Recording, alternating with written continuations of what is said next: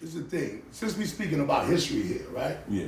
So we know what the history was at the birth of this Damu Revolutionary Army. Right, right.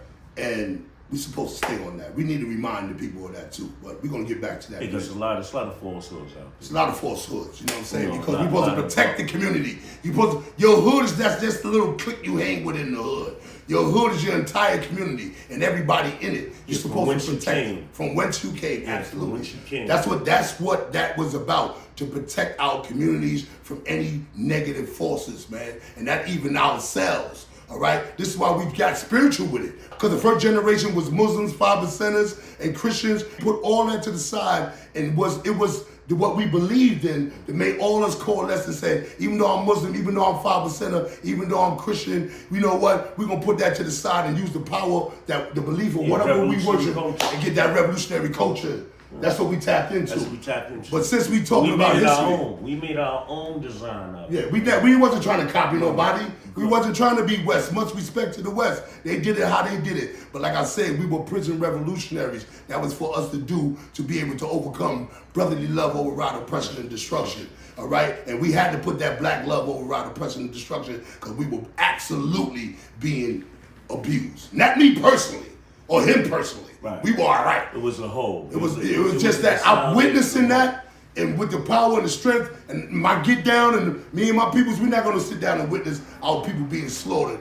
And because at any given time, if we weren't who we were, we would have been slaughtered. So that's why we jumped up, because we want to be the heroes in the story. Yeah, you just had to tap in. Had to.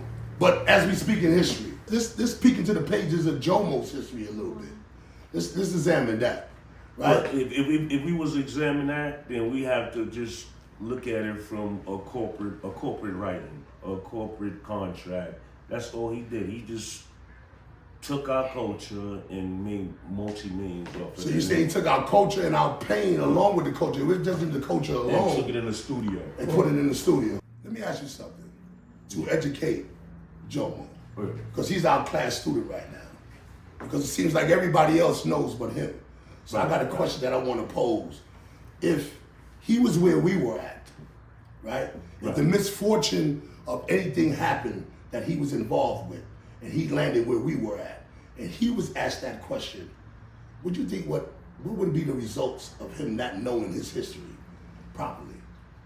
Well, he'd have been instantly disposed of right there. Yeah, right there on the spot. We'd have picked him up right there. Yeah, that would have been nasty. No ifs, ands, or buts. No ifs, ands, or buts. Any Because fact that came across wrong, even if your energy, if you ain't bop like a real right, he was out of here. right, you got to know who's who. Right. And this is not no clout chaser. No. Not at all. This is before cloud. This is before clout. Yeah, this is before all of that. First of all, we never thought we was gonna make it back out here. So why we clout chasing? That's a daily reality. It was a daily reality. So at the same time, what we were fighting for and what we stood for, it definitely wasn't what the streets was representing it as. Nah. It wasn't supposed to come to the street at all. Nah, and then they